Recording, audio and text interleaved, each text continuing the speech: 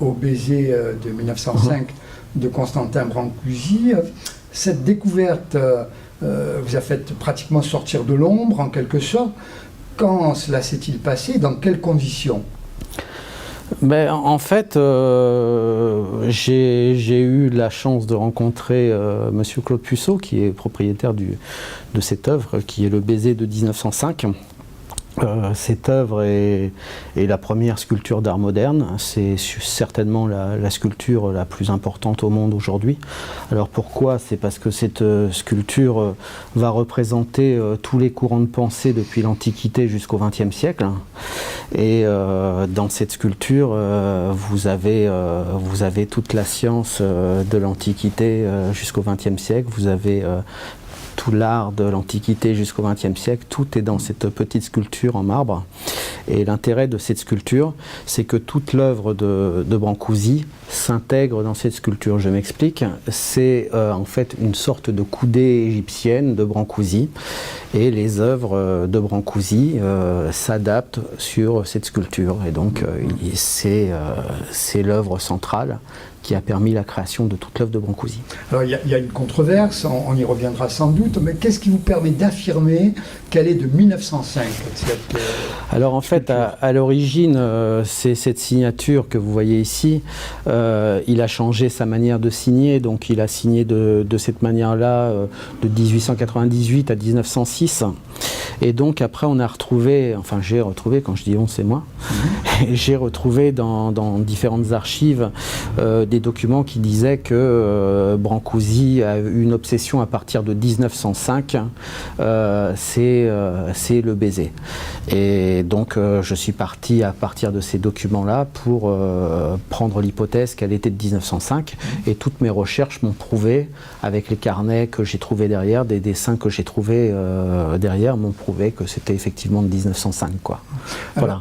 Alors scientifique aussi, parce qu'on utilise la comparaison, c'est-à-dire qu'à chaque fois que j'ai fait une découverte, la méthode scientifique consiste à découvrir la preuve, c'est-à-dire que j'ai dit que c'était de l'Antiquité jusqu'à aujourd'hui, donc on passe de Platon, on arrive sur Aristote, ouais, et jusqu'à la Renaissance. C'est ambitieux ça. Oui, mais à partir de la Renaissance, on met fin à toute cette période aristotélicienne, et en fait, la preuve est importante. Donc la preuve, ça nécessite de comparer un certain nombre de fois pour arriver au même résultat et dire effectivement il s'agit de l'œuvre centrale de Brancusi. À partir du moment où je prends le coq, que je prends l'oiseau, que je prends différentes sculptures, le torse, etc., et qu'elles s'assemblent, en fait elles vont former des divinités égyptiennes. En assemblant les sculptures de Brancusi, on arrive à assembler à créer des divinités égyptiennes. À partir du moment où vous le faites une fois, ça peut être un hasard, ou une vue d'esprit. À partir du moment où vous le faites 7 fois, je dis 7, c'est le nombre fétiche, puisque c'est le nombre de la création divine, c'est le nombre de Dieu. Et donc à partir du moment où vous le faites un certain nombre de fois, c'est comme ça que tous les chercheurs, que ce soit en biologie, que ce soit dans différents domaines, travaillent, quoi. Voilà, donc c'est en ce sens que c'est totalement un travail scientifique, quoi. L'égyptologie, les mathématiques, la franc-maçonnerie réunis dans cette œuvre, le baiser de 1905 de Constantin Brancusi. Alors, ma question est très simple. Comment se fait-il qu'aucun expert en art n'ait mis à jour, bien avant vous, toutes vos affirmations?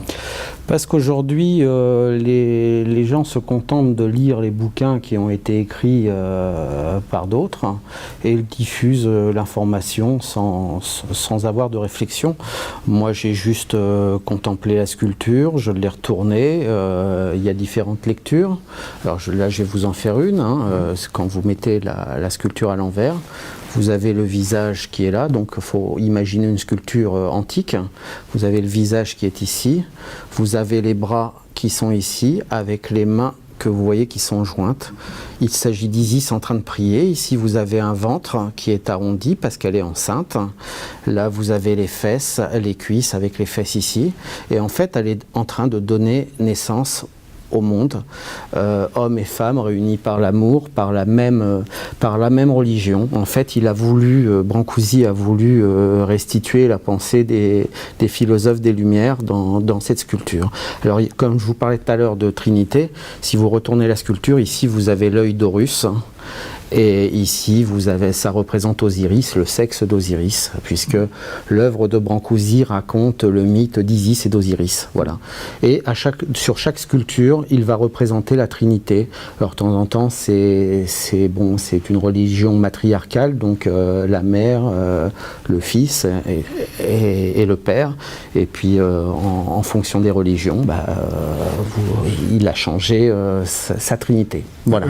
Vous évoquez même lors de nos différents entretiens la Léda de Léonard de Vinci. Oui, alors la Léda... J'ai du mal à le percevoir, alors, je dois l'avouer. La Léda de Vinci, Brancusi s'est totalement inspiré, comme je disais, c'est la fin de la période de l'obscurantisme. Il faut la preuve scientifique, il faut quelque chose.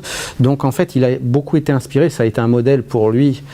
Et là, pour Léonard de Vinci, vous avez la Léda. Alors, si on peut rapprocher la caméra.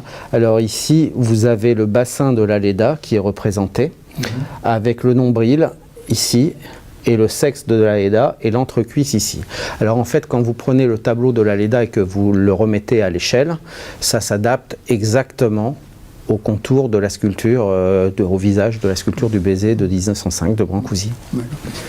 On sait que André Malraux a été d'un grand secours à Constantin Brancusi. Vous avez vous-même une affection particulière pour André Malraux, cet écrivain, homme engagé, ministre d'État de la culture du général de Gaulle. Est-ce parce qu'il a joué un rôle majeur dans la sauvegarde de Brancusi? Quel rôle majeur a-t-il joué? En fait, André Malraux a permis de sauvegarder l'atelier complet de Brancusi. À la mort de Brancusi, celui-ci avait fait un testament où il léguait la totalité de son atelier à l'État français, si et seulement si l'État français reconstruisait un atelier identique et positionnait les œuvres exactement comme elles étaient dans l'atelier, puisque elles doivent être positionnées dans un certain ordre pour représenter quelque chose. Et en fait, les ayants droit de l'époque, Alexandre Ratti et Natalia Dumitrescu, se sont opposés à ce que l'État français prenne les sculptures parce qu'ils n'avaient pas encore, fabriqué l'atelier. Et l'atelier a été fabriqué plusieurs dizaines d'années après. Et il s'est passé tout un tas de choses, des intempéries, le toit s'est écroulé, la pluie, le vandalisme, tout un tas de choses. Et puis il y avait surtout un autre artiste à côté qui versait ses poubelles à côté, donc il y avait des rats qui étaient plus gros que certaines sculptures. Donc il a fallu faire quelque chose. Et le génie d'André Malraux a été de rencontrer les ayants droit et de les bluffer et de faire en sorte de récupérer les œuvres pour les protéger de la destruction et de la dégradation. Donc c'est en ça qu'on lui doit l'œuvre de Brancusi, parce que sans son intervention aujourd'hui, Brancusi ne serait pas du tout connu, l'œuvre aurait sûrement disparu et il y aurait eu des vols, il y aurait eu tout un tas de choses, quoi. Si j'ai bien compris, l'atelier de Brancusi de son vivant, c'était déjà son œuvre. C'était ça. C'était son œuvre. En fait, il n'a pas fait des sculptures pour pouvoir en vivre et pour pouvoir les vendre. Il a fait une œuvre complète. En fait, la totalité de son œuvre peut représenter un temple maçonnique, peut représenter un temple égyptien et différentes choses. En fait, c'est universel. C'est ce qui est beau dans l'œuvre de Brancusi, c'est que son œuvre est totalement universelle.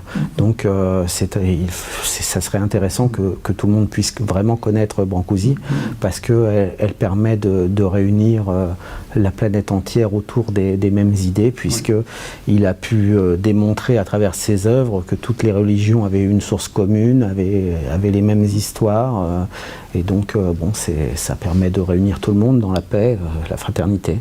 Et d'ailleurs, on voit ces derniers mois la cote de Brancusi grimper. Hein, la cote grimpe, et à partir du moment où on aura compris et qu'on aura interprété correctement l'œuvre de Brancusi, elle ne fera qu'augmenter. C'est le créateur de l'art moderne, c'est le plus grand sculpteur de tous les temps, et son œuvre est totalement magistrale, quoi. Elle va reléguer l'œuvre de Picasso très très loin derrière.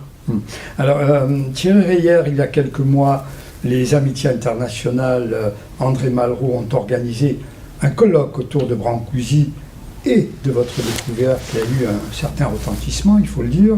Alors, pourquoi remettre ça le 5 octobre prochain? Y a-t-il du nouveau ou êtes-vous simplement un provocateur? Lors du colloque avec les Amitiés internationales André Malraux, j'ai souhaité réunir les plus grands chercheurs, que ce soit ceux de la Société de biologie, que ce soit des astrophysiciens, que ce soit des mathématiciens, des physiciens. J'ai fait venir aussi des égyptologues. J'ai voulu que ce soit de réels scientifiques, de réels chercheurs qui soient confrontés à mes découvertes, hein, afin d'avoir leur retour, et voilà, donc j'ai pensé que c'était plus adapté, et ça a été un triomphe, tout modestement. Voilà, donc suite à ça, je me suis dit, bon, il faut se confronter au public. Alors bien évidemment, pour toucher le public, il faut passer par les journalistes. Donc voilà la raison de ce retour le 5 octobre prochain. Voilà. Mais entre la précédente conférence et celle du 5 octobre, d'autres découvertes? Beaucoup d'autres découvertes dessus, parce que ces découvertes confirment les premières, hein, puisque à partir du moment où on va retrouver une vingtaine d'autres choses sur le même thème, des découvertes où on va pouvoir assembler des choses, découvrir des choses qui ont le même sujet, forcément, ça appuie cette découverte qui est aujourd'hui complètement indiscutable. Il n'y a pas d'œuvre au monde qui existe au monde qui soit moins indiscutable que celle-là, quoi. C'est quelque chose d'extraordinaire, quoi. C'est une œuvre scientifique. Ma dernière question, Thierry Reyer, qu'est-ce qui vous anime? Je ne parle pas uniquement de Brancusi, du baiser de 1905, je parle de l'homme, du chercheur, du passionné. Qu'est-ce qui vous fait avancer? C'est de découvrir des choses, d'apprendre. On a toute la vie pour apprendre, et je compte bien apprendre encore pendant quelques années. Alors on se donne rendez-vous le 5 octobre, Presse Club à Paris, c'est ça, ouais. Pour cette 9h30. Pardon? 9h30. À 9h30, qui sera d'ailleurs organisée par les Amitiés internationales André Malraux et parrainée par Anne Malraux. C'est ça? Que nous saluons. Voilà, que nous saluons. Voilà. Merci Thierry Reyer. Merci à très Alain. bientôt. Au revoir.